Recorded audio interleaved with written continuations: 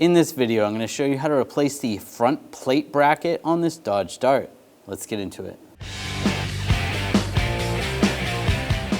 Using a 10mm socket, take these two bolts out.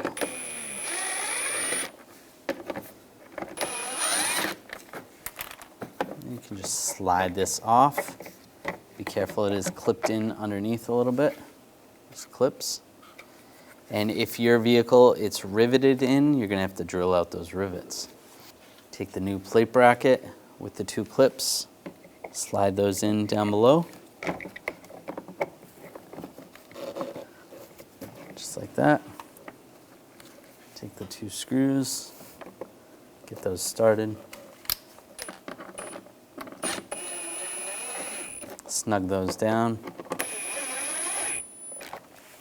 And if you want to put rivets in, you can put 2 rivets in, and you'll be good to go.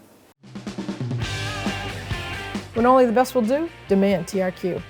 The only company that lets you view before you do. TRQ is committed to offering the highest quality aftermarket auto parts that are engineered for peace of mind. Thanks for using and viewing with TRQ.